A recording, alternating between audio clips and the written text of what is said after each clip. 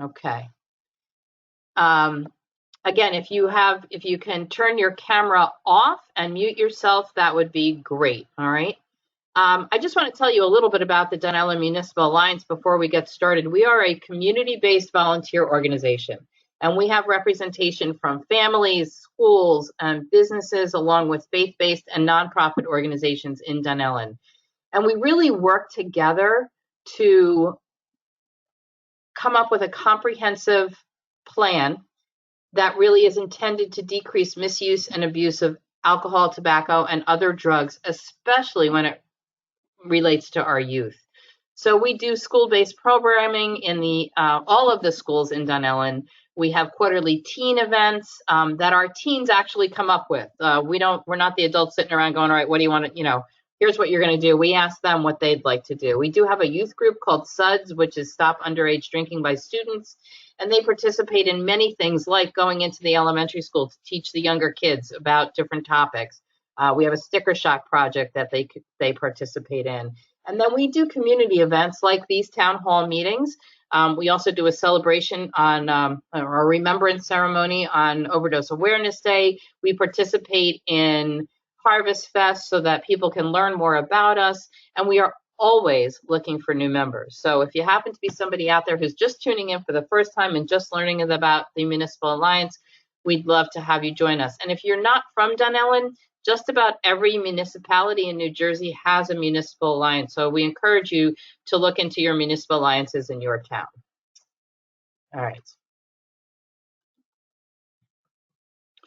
So our presenters today are Dr. Shilpa Pai is the Associate Professor of Pediatrics at Rutgers Robert Wood Johnson Medical School. She is the Director of Resident Education and Advocacy, Resident Education and Advocacy and Community Health Programs, and co-director of the New Jersey Pediatric Residency Advocacy Collaborative. Dr. Pai practices pediatrics at Eric B. Chandler Health Center, which is in New Brunswick. Next is Lisa, and I should have asked you how to pronounce your name. I'm going to go with Lucier. Is a licensed social worker who is employed as a clinician for a Clinical Services Division of Wellspring Center for Prevention. And Lisa currently works with teens at The Path at South Plainfield High School. Dr. Doris Schuler is a child and family psychologist who has been practicing since 1981. Doris is dedicated to working with families on issues related to parenting concerns, academic problems, anxiety, and depression, as well as many other issues. Her specialty is in treating children with depression or anxiety related to family or school programs. Doris is also the president of the Middlesex County Association of Psychologists.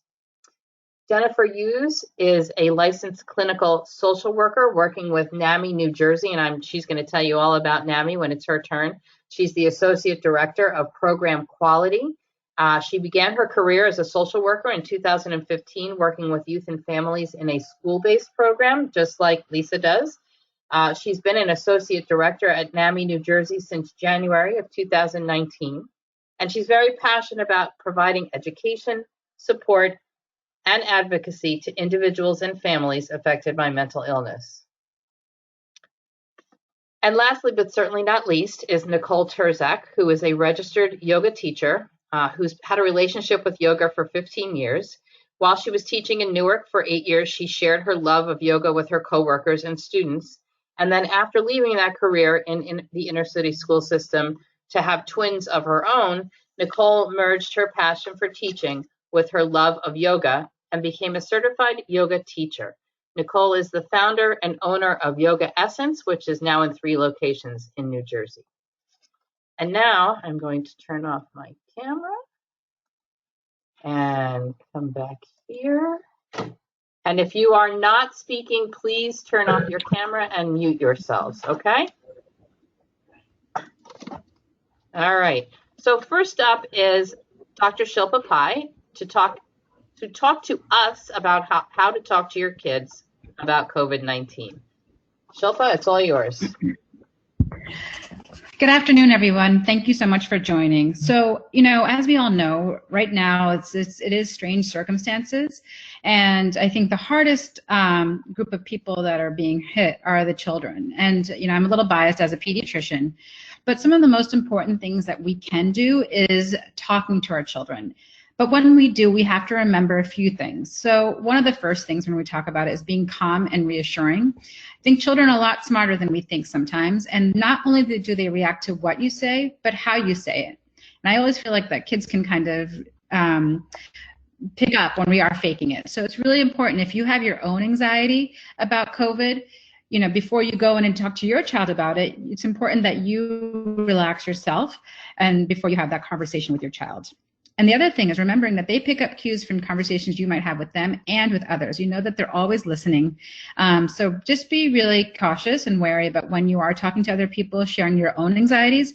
Make sure that your children are not within earshot. So it is important that you have to be that reassuring person for your child. Be available.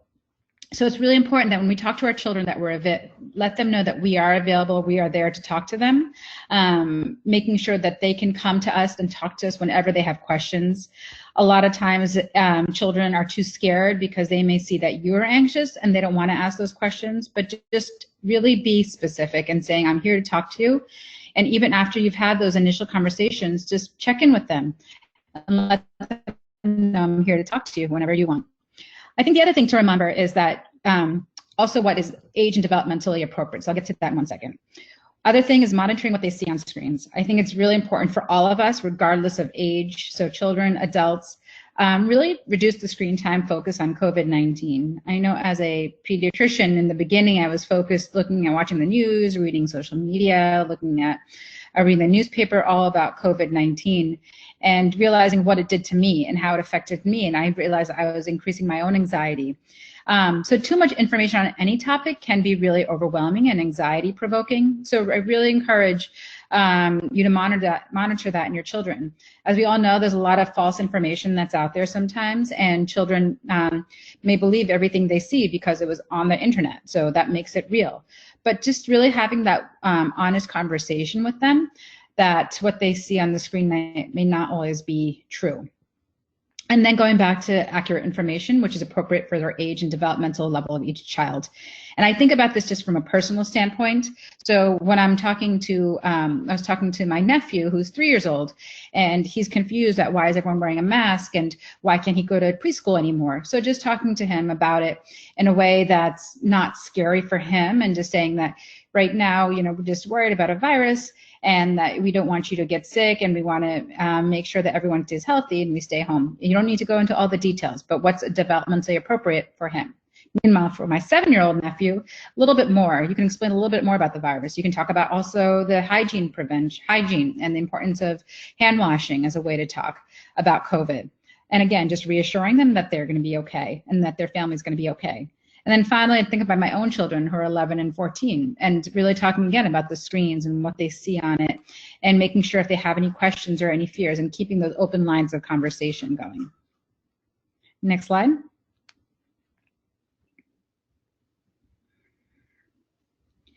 So I like this a lot, just it gives this, I do like mnemonics as a way to remember how the different processes. So reassure, routines, and regulation skills. Really important, especially when we're talking to our children about COVID. One of the most important things is reassuring them that they are safe and their loved ones are safe. I know that can be tricky at times, but I think about, again, my 3-year-old nephew who started crying when he saw his grandparents from far away with their masks on, thinking that they were sick. So it's really important to be very explicit and explain to them that you are healthy, you're safe, and that your grandparents or your family is safe. You need that reassurance and to really verbalize that to make sure that they feel that sense of comfort. Routines, very, very important. So routines are really important, especially, and I really think for everyone from the young to the old, because it's important to have that sense, okay, this is what I'm doing next, this is what I'm doing next. I talk about this in terms of children, especially with the remote learning that we're doing, that, sometimes you're hearing about teenagers now can finally get their sleep in and wake up at 11 o'clock, but they're going to sleep at 1 a.m. and waking up at 11 o'clock in the morning. It's really not healthy it's really important that we keep some type of normalcy and some type of routine, just to have that sense of like, okay, this is what I expect to do next. And same thing with eating and healthy eating. And it just maximizes our learning, especially for kids who are doing this remote learning. And also another part of the routine, which is very important, is exercise and making sure that we send children outside to play. And my patients are not going outside out of fear, but making sure they do it in a social distancing way that is healthy and safe. Regulation skills, really important. So one of the things about regulation is talking to children about managing their difficult feelings. A lot of times, even as adults, we don't know, we realize we're upset or angry, but having that time to reflect. So when you're seeing that your children are regressing, and some children maybe start wetting their bed, they haven't done that in a while. They might start having a lot more temper tantrums. Let them do that within reason. And, you know, talking to them like, oh, you know, I see that you're getting upset. It is really hard for all of us right now to stay inside. So talking to them about that and the sense of how they can manage their difficult feelings. And I think it's great that we're going to talk a little bit about yoga and how we can do deep breathing, yoga, and just quiet time as a way to regulate our own emotions for children. And again, the same thing about those checking in, making sure we talk to our children on a regular basis, and regularly asking them about their feelings, asking them to ask questions and giving them that opportunity. And when I say have that opportunity to ask questions, that means you shouldn't be on your phone or a screen or anything, but really giving them the undivided attention. Next slide. And I think it's also important to show your kids that there's a lot of positive that's going on. It can be hard to see, even for us as adults, that a lot of negative things that we're seeing people get sick and passing, but look at the positives, look at their heroes. So athletes have started COVID relief, looking at hope and resilience, that people may have gotten sick and have done well afterwards. People are helping one another, donating food, and be that person donating the food. And giving that time to talk about, look at the time we get to spend as a family. We're doing more board games, our family game nights at home. We're doing just more time talking to one another. So it's really important to counterbalance the negative and the fear and anxiety that we might be seeing or feeling ourselves, especially in our children, by talking about the positives. And there are a lot of positives, remembering to highlight those to our children as well. Next slide. So these are really great resources about talking to your children. So I know these aren't the best quality of slides, but this is through the World Health Organization and the CDC about talking to your children. One of the things just to highlight is just stuff that I already just mentioned, but be willing to talk. They may have heard something. Silence and secrets are not good. So you want them to be able to ask these questions. You want them to be able to hear what you have to say. And it's also important to be honest. So if you don't know the answer, don't make something up. Just say to them, okay, I don't know the answer to that. Let's go look that up together. As long as you're not making them fearful, but just making sure that you're being honest and open and being as forthcoming as within reason. Next slide. And again, these are more talks about, more slides about just COVID parenting and how it is very different. But trying to just, I'll go through these briefly, but really making sure you have that one-on-one time with your child. And again, that means switching off the TV, switching off the cell phones. It should be really screen-free time. And I would also make it virus-free time. Don't talk about the virus. Talk about just, you know, what's going on with your child. Like, you know, what we talk about sometimes in our own household, about highs and lows of the day, or gratitude, and talking about what you're grateful for. Again, what is age appropriate, but just remembering the positives and the importance of gratitude and being a role model for that for your children. And the same thing goes for keeping positive, especially when you have your children having their meltdowns, but talking about the behaviors that you want to see. And then again, routine is going to really support them and having those positive behaviors come out. Next slide.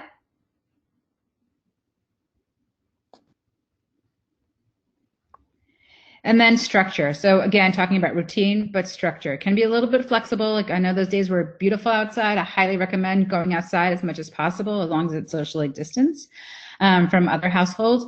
But really, routine is really important because it just kind of lets them know what to expect. A lot of times we see aggression in child's behaviors when there's that lack of routine. I know in my own household when we had spring break and I just thought we could be relaxed and, you know, because no more school, it was harder for my children because they just had that lack of routine and they just didn't know what to do next. But making sure you kind of create that structure at home and making sure they know, so that way they know what to do and they can know what to expect. And I think it's also important as parents and adults to kind of forgive ourselves a little bit. So it can be hard and overwhelming when we're not doing that, but just making sure that it's okay to, change things as we go along and change things up because this is new for all of us. And then back to the bad behavior and making sure we use discipline, but just taking that pause that you may have because it's hard for us as parents as well during this time, and learning to take a step back and take time for ourselves as well. Next slide.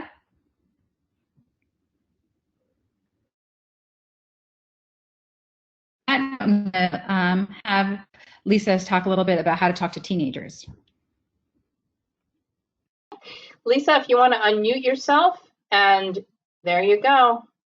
Okay, perfect. Hi, good afternoon, everyone. So I know that during this time, we realize circumstances are going to be different for every family. So regardless of the issues that your family may personally be facing, it's a difficult and anxiety-provoking time for all of us. For the parents who have children and teens who normally experience anxiety, you may feel like it's really, been exacerbated during this time. And, for some of us, it's new and uncharted territory. So I just wanted to talk a few minutes about what anxiety actually is, how it can be helpful, and what are some ways that you may see it presenting itself. So anxiety is the mind and body's reaction to stressful, dangerous, or unfamiliar situations. We do know that some anxiety can be a good and useful thing. It makes a person alert and ready to head off potential problems. It can help protect us and keep us safe.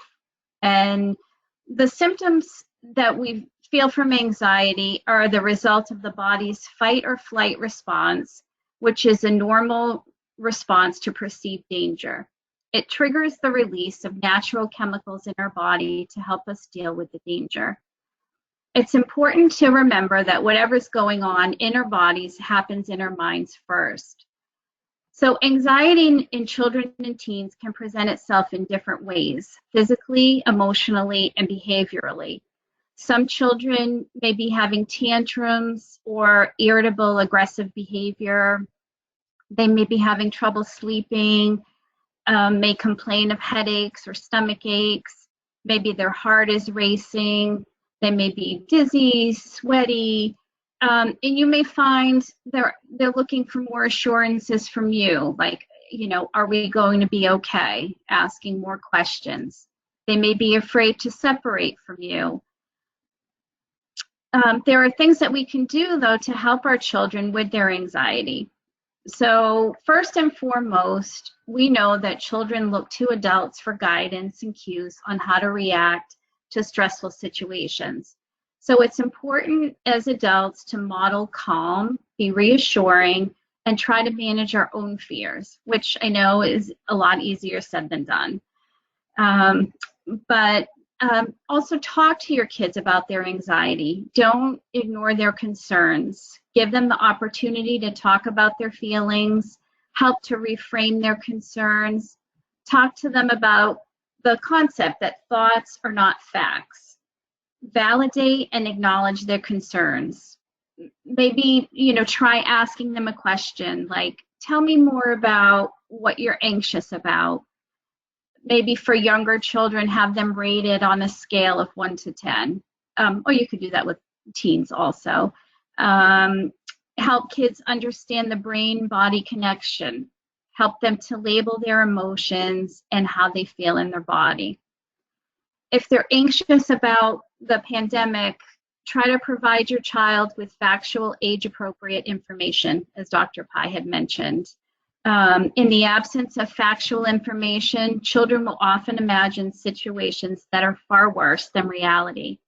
You know your child best, so let their questions be your guide as to how much information you provide. Try to monitor news consumption and be careful about conversations that you're having with other adults about what's going on. Also, establishing a routine can be helpful for someone with anxiety because consistency and structure are important. children benefit from knowing what's going to happen and when. So during, particularly this time during remote learning, try to create a realistic schedule for getting their schoolwork done, in defined periods of time, help them to build in time for breaks, socializing, and entertainment.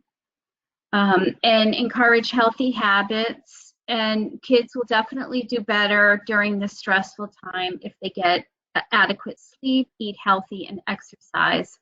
Physical movement can help the energy leave the body. So encourage your child to run, walk, dance, or do yoga. During anxious times, self-care becomes more essential for all of us. So encourage your child to spend some time outside in nature if possible. Draw, paint, read, listen to music, cooking, baking, writing in a journal, practicing mindfulness, and breathing. Breathing helps to naturally relax the nervous system. Try suggesting a few relaxation breaths, like breathing in for 4 seconds and out for 6, and which I know we'll cover later on in the program, which I think will be very helpful. And of course, don't forget about your own self-care. As the saying goes, you can't pour from an empty cup. Positive touch also helps to calm down the fight-flight response.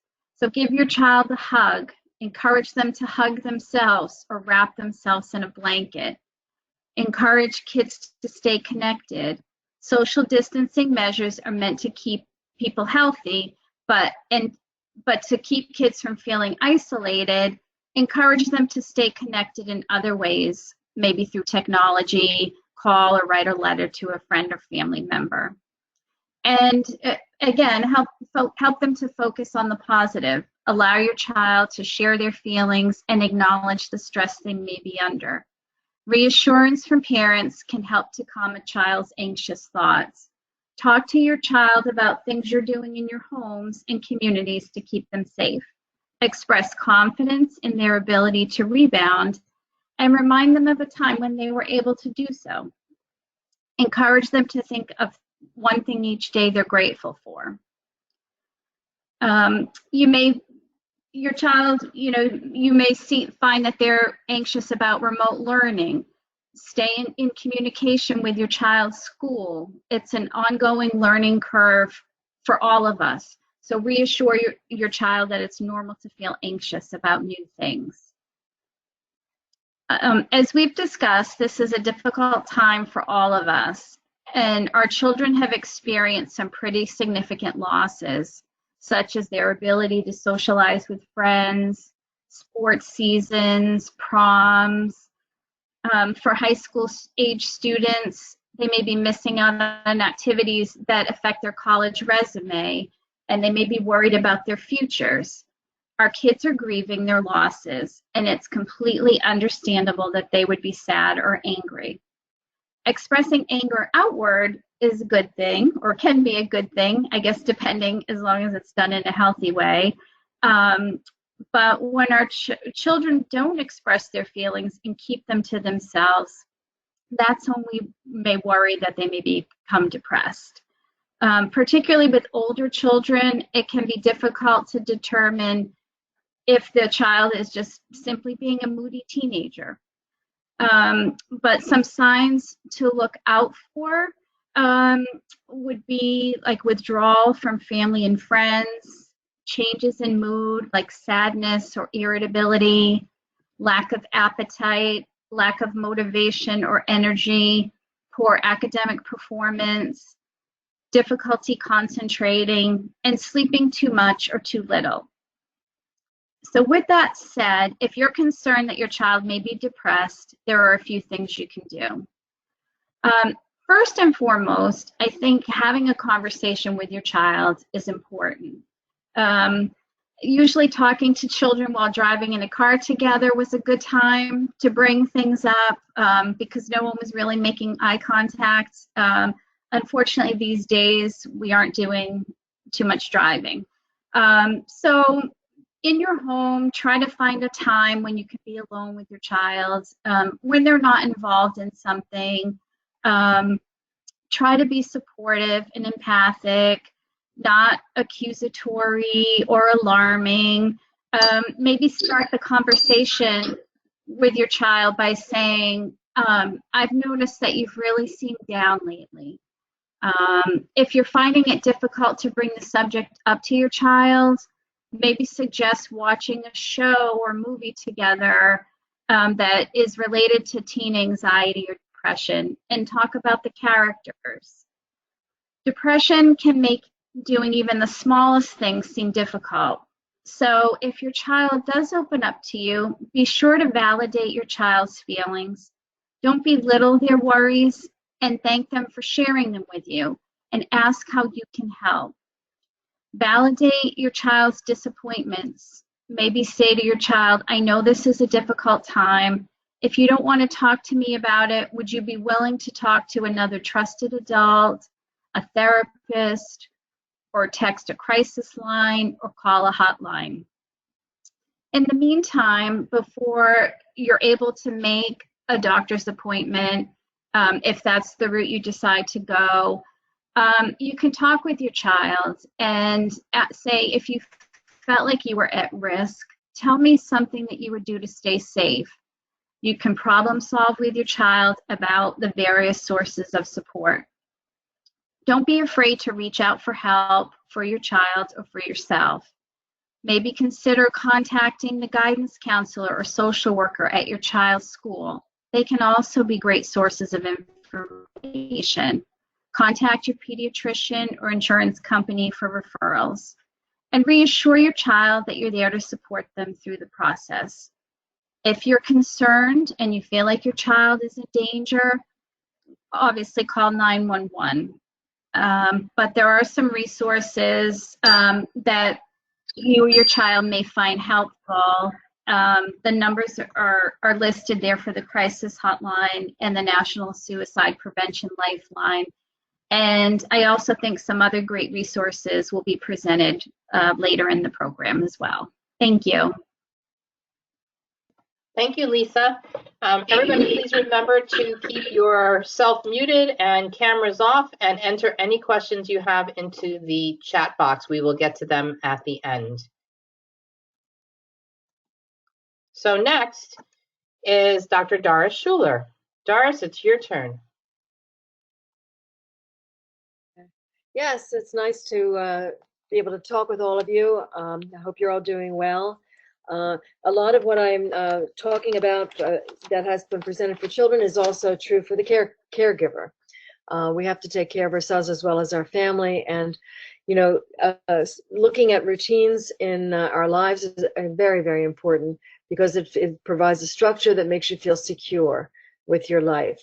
Many of us are still working, and some of us are at home working and helping our children. So we have a certain amount of routine in our lives, but many of you can also see that without the routine, that anxiety can be increased quite a bit. So routine is one of the things that everyone has mentioned that is extremely important for us and for our families as well. There's one thing I think is very important to think about as we're going through this, and that is the ability to be productive.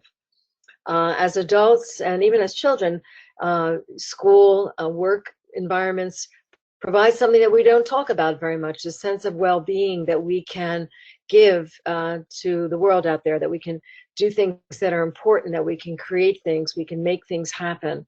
And in this situation, there's a lot more helplessness that we feel in general about what's going on. So the ability to have a routine and to establish some way in which we can be productive in our lives and in our homes during this time, I think is very important. Some of those things have to do with doing things that we wouldn't normally do. Let's say if we were busy all the time, might be reading a classic book that we've been putting off for years or something, doing some kind of project around the house. We could even help our children, for example, paint their rooms that they haven't thought about doing, or redecorate something. So being productive is the kind of concept I think might really be worth thinking about in terms of, what can we accomplish during this time? Maybe things we wouldn't have accomplished had we not been at home like this. And that leads into some more positive thinking about, okay, let's make the best of this, as bad as it may be. Socializing, of course, is one of the things that kids as well as adults feel the lack of to a large extent. I mean, I have had a few patients tell me they're very happy to be home all by themselves, but I would say the majority are missing friends, missing family. And, you know, many people have established regular Zoom sessions with family, dinner sessions, cocktail hours with friends, etc. And some people have reached out to people they wouldn't normally have done. I mean, we had a sorority sister party 2 weeks ago with all my sorority sisters who are all over the country. And, you know, we were joking about, well, we save gas at least, you know. So there's some things that we can do that we wouldn't normally do. And that's one of the positives that may come out of this. We've talked about here about connection with others. And that's one of the values of thinking about socializing in any way we can. Some people do meet each other on the lawn 6 feet apart and have some kind of dialogue that way. People are, of course, dropping off groceries to family and that sort of thing, which is very, very helpful. Another positivity we can think about is for our society as a whole. And maybe this kind of event will help us to address the healthcare issues in our country that have to do with inequality, etc. It may help us to look at the environment. Some of you may have seen the pictures of Venice and the beautiful water outside of Venice that is cleaned up, and the fact that the towns outside of the Himalayas that can now see the mountains.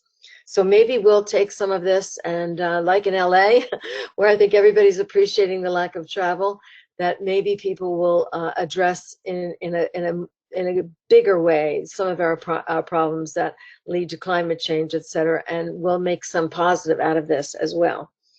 The other thing that we can think about during this time, and I'm sure many of us have done this as well, in terms of helping ourselves, is also helping others.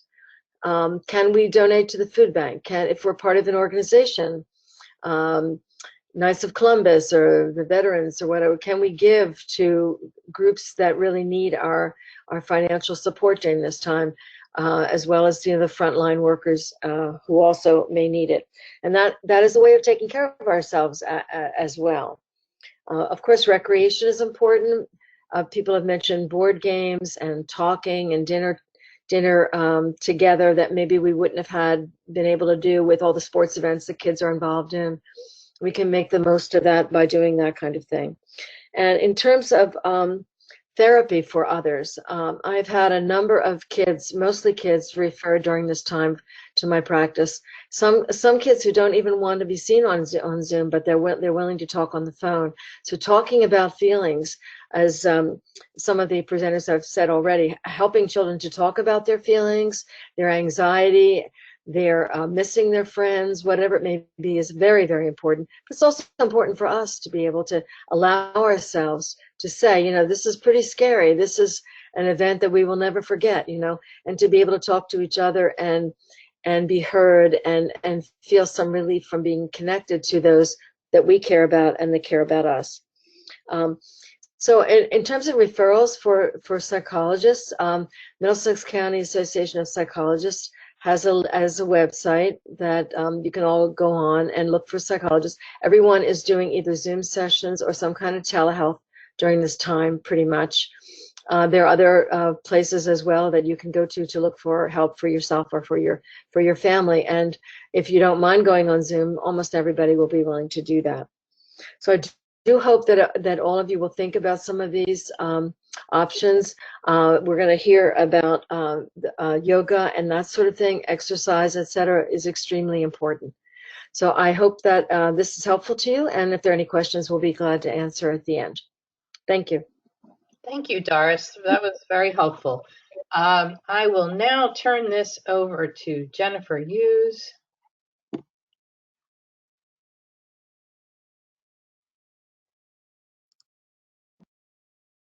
Hi, everyone. Thank you for having me today.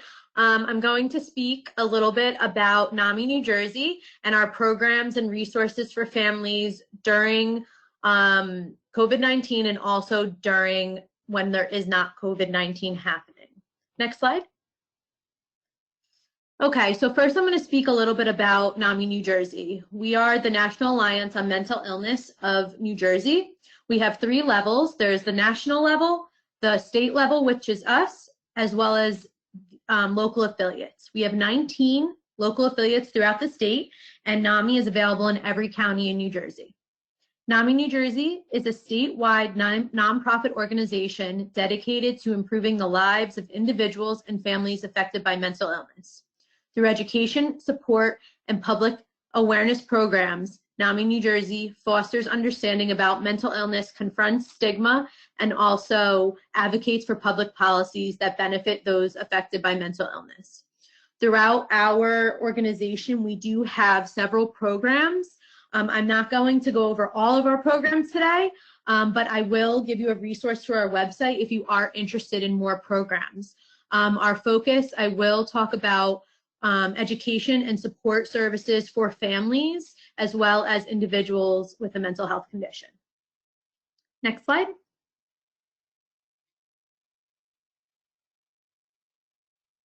Okay, so first I'm going to speak about our education programs. So at NAMI New Jersey, we have several education programs that come from the national level. So the national level programs are called signature programs. Our first one is NAMI Basics, and this is a free 6-week course for parents and caregivers of children and adolescents living with a mental illness. Right now, what we have available is NAMI Basics on demand. So currently, during COVID-19, families are able to access an online course, and it's on demand, so you can pause it and do it on your own time. We typically do have in-person classes which are offered throughout the state, and I would say 10 out of our 19 affiliates offer NAMI Basics throughout the year. The other course that we have is NAMI Family to Family, and this is a free 8-week course for family caregivers of adults with a severe mental illness. This is offered at about 15 out of the 19 affiliates that we have throughout the year. Right now, we aren't offering NAMI Family to Family during COVID-19, but there is still other support for family members who have adults living with them with mental illness. Our 2 school education programs are homegrown programs of NAMI New Jersey. We have an ETE presentation, actually webinar, coming up on May 5th. We will be having a 1-hour presentation that will be presented by a teacher and a parent. And they will talk about an overview of practical tools to help motivate children and youth with social and emotional disorders. They'll go over some different symptoms as well as interventions and strategies to use in the classroom. This presentation is offered as a 1-hour, a 2-hour, or a 3-hour presentation to school districts, and it is approved for professional development in CE hours for school personnel. The last school education program that we have is Every Mind Matters. Every Mind Matters is a toolkit. We have 2 different toolkits, one for 5 through 8 and one for 9 through 12, and this focuses on physical and mental health and coping strategies. Typically, this toolkit is purchased by districts, and they are full of lessons to be taught by health teachers or any teachers that are chosen throughout the district. These are available for purchase and are, used throughout the state of New Jersey. Next slide. Okay, support. So we have a few support groups that we're offering, and actually both of these support groups are being offered during COVID-19. The first support group is NAMI Connection, and this is a peer recovery support group. So this is for adults living with a mental health condition. We are offering this 3 days a week right now during COVID-19, and at the end where I have resources, there is a link that to register for each of the connection groups. Typically, these groups are offered in I would say 18 of the 19 affiliates throughout the state. So this is offered in almost every county in New Jersey. Also, NAMI Family Support Group is peer-led support groups for family members and caregivers of loved ones of individuals living with a mental illness. This is offered throughout the state, and the best part about our support programs, I think at least, is that they are peer-led.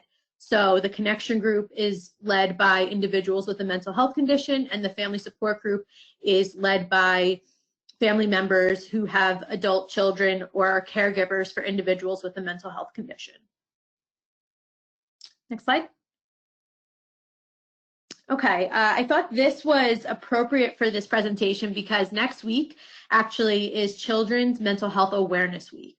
And I wanted to provide this because we work very closely and we get a lot of our resources from NIMH, which is the National Institute of Mental Health.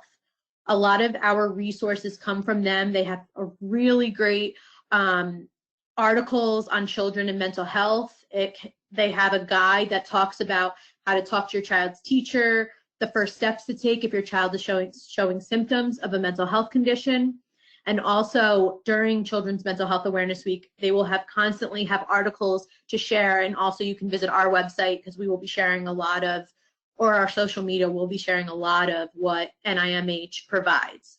And I like to talk about this because, you know, mental health, as everyone has said as previous presenters, mental health is an important part of our overall health for children as well as for adults.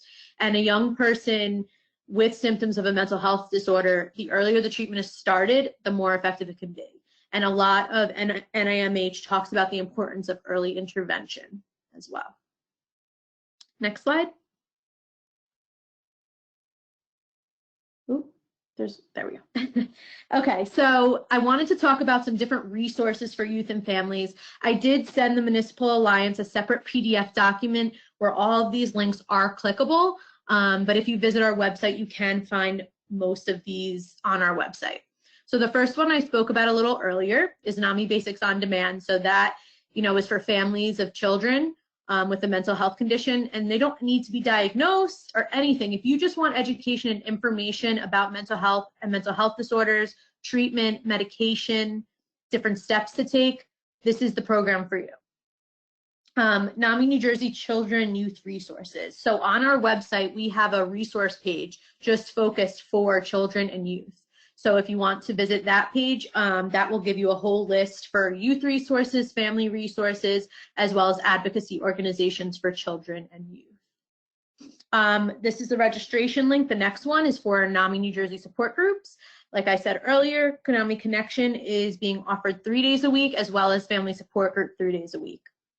NAMI National, so NAMI.org, is a website where there is a lot of resources and articles. I wanted to share this article with you, which is Learning to Help Your Child and Your Family. This is, you know, really if your child is experiencing mental health symptoms, what you can do and what you can do for your family. At NAMI, we do still have our crisis text line during this time, and it's open 24/7. You can text NAMI to 741-741, and someone will talk to you. It's open to everyone. So that I wanted to share with you. And also our last NAMI resource is this past week, there was a NAMI Ask the Expert webinar, and this was supporting the emotional needs of children and youth during the COVID-19 pandemic. So this is available. If you go on our social media page on NAMI New Jersey, you will see the link to be able to access this webinar. Also on our COVID-19 website, we are having weekly webinars. So yesterday we actually had a webinar on grieving the loss of normalcy. So every week, please look out. We do have webinars on all different topics relating to COVID, as well as for caregivers of individuals or for peers and individuals with lived experience. Some additional resources I wanted to share as well for youth and families is Child Mind Institute. Child Mind Institute shares a lot of resources for youth and families, specifically for COVID as well. They talked about they're actually offering their own telehealth services for children and teens.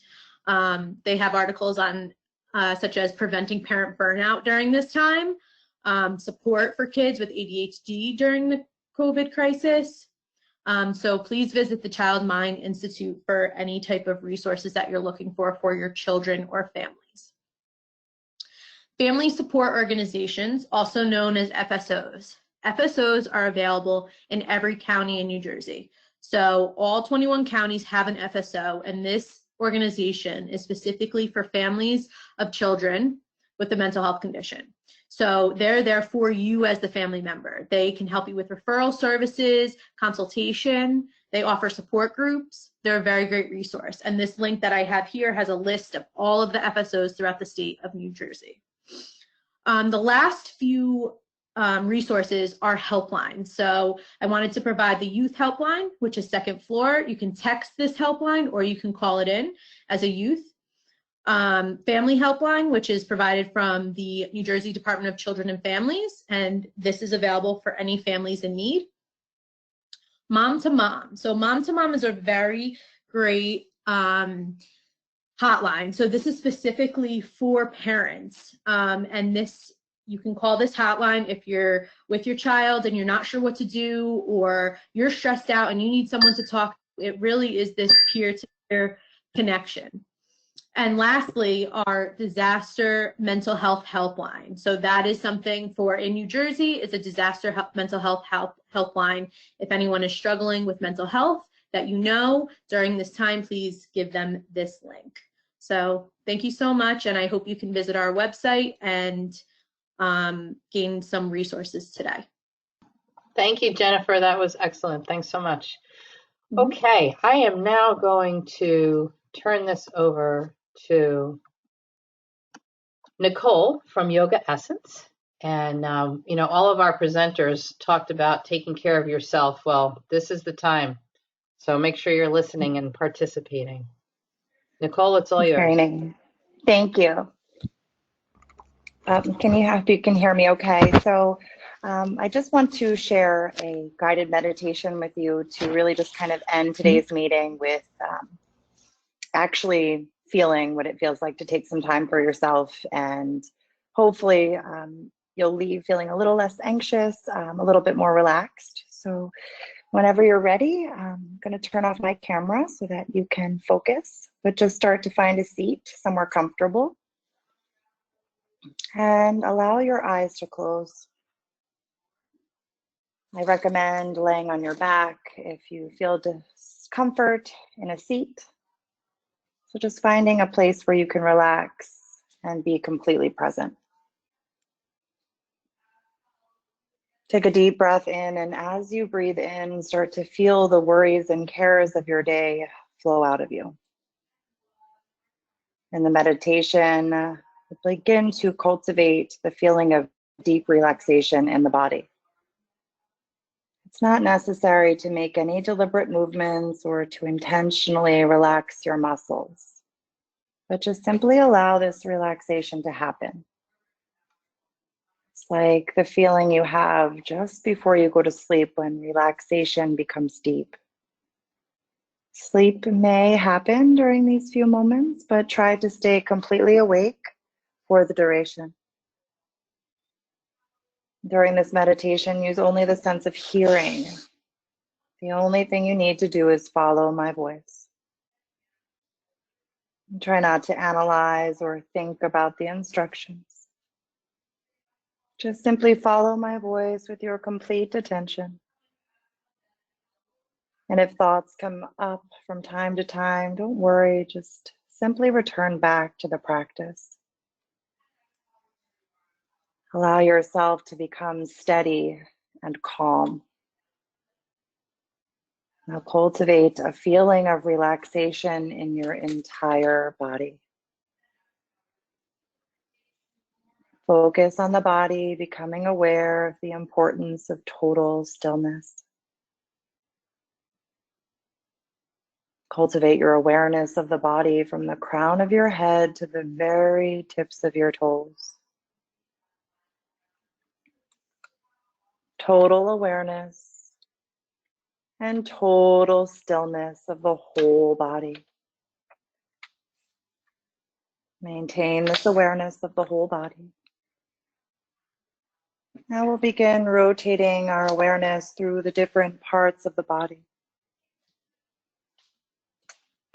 Bring your awareness to each part of the body, staying alert but not concentrating too intensely.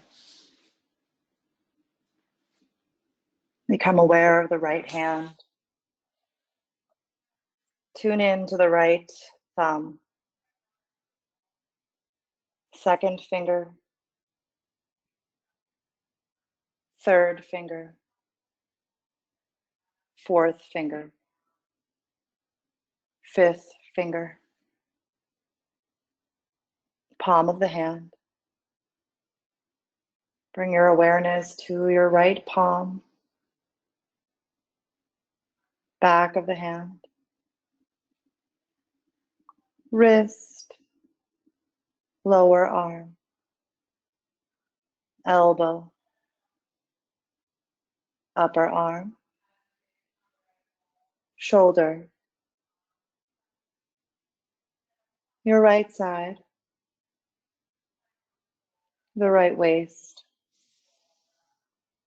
right hip, right thigh, kneecap, calf muscle, ankle, heel, the sole of the right foot, the top of the right foot, big toe, second toe, third toe, fourth toe, fifth toe. Become aware of the left hand thumb now, moving over to the left side of your body. Second finger, third finger, fourth finger, fifth finger, palm of the hand, back of the hand, wrist, lower arm, elbow, upper arm, shoulder, your left side, the left waist, left hip, left thigh, kneecap, calf muscle, ankle, heel, the sole of the left foot, top of the foot, big toe, second toe, third toe, fourth toe, fifth toe. Now onto the back, becoming aware of your right shoulder blade, left shoulder blade, right hip, left hip, spine, and the whole back together. Now to the crown of the head,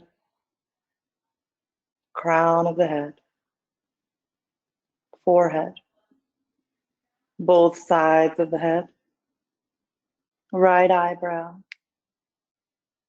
left eyebrow, the space between the eyebrows, right eyelid, left eyelid, right ear, left ear, right cheek, left cheek, nose, upper lip, lower lip, chin, throat, right chest, left chest, middle of the chest, navel, abdomen,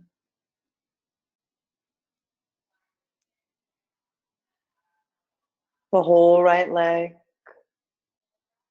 the whole left leg, both legs together, the whole right arm, the whole left arm, both arms together, the whole of the back, the whole of the front, the whole of the back and front together, the whole body together, the whole body together. Bring your awareness to the breath. Feel the flow of your breath in and out of your lungs. Try not to alter the rhythm of your breath. The breathing is automatic, natural. You are not doing it. There is no effort. Retain awareness of your breath, full awareness of your breath. Now focus on the motion of your abdomen. Concentrate on the movements, the gentle rising and falling. Feel each and every breath as it expands and deflates. Focus on this motion in sync with your breath. And begin to count backwards from 9 to 1. Like this. 9, abdomen rising. 9, abdomen falling. 8, rising. 8, falling. And so on. Say the numbers and words to yourself internally as you count, with complete awareness that you are counting. Begin counting from 9 to 1.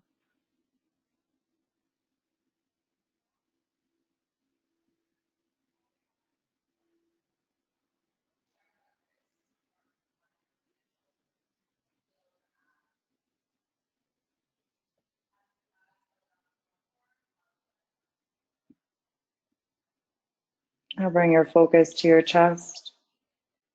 The chest is rising and falling gently with each and every breath. Become aware of this movement and maintain your concentration on the movement and the motion of your chest.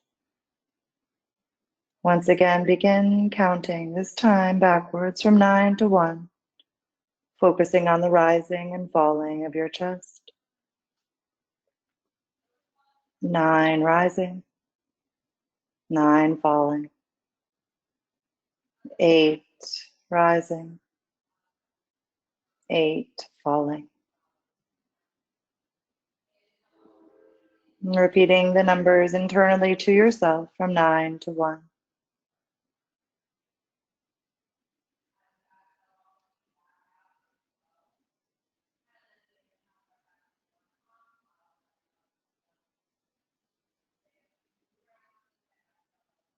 Now stop counting and relax all of your effort.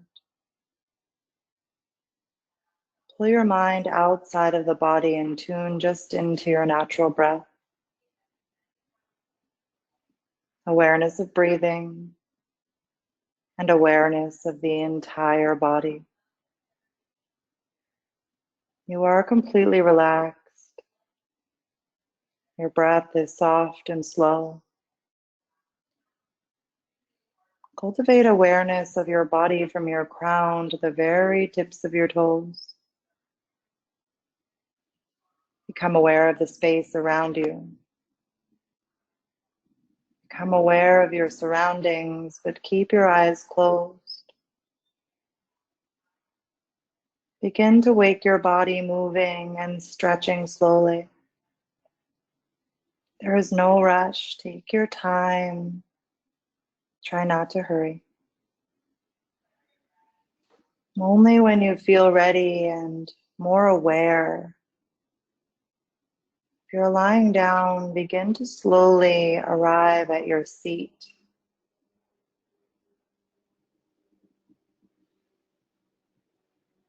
When you feel ready, allow your eyes to slowly open, keeping the gaze down. And this concludes our meditation for today.